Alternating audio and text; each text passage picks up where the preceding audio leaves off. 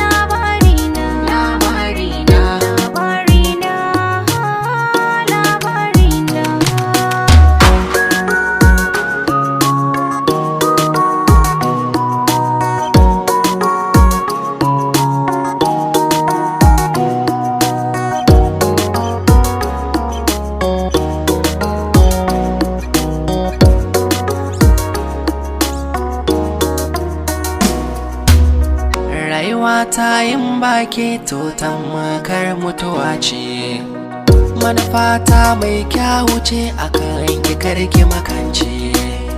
Nasara ta za ta guje ga lokaci a kurace.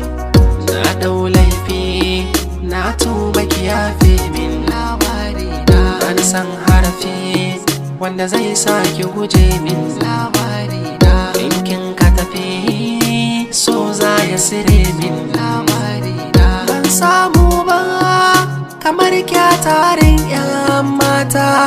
Ban sare ba a san ki ina da matsirata. Ban shirya ba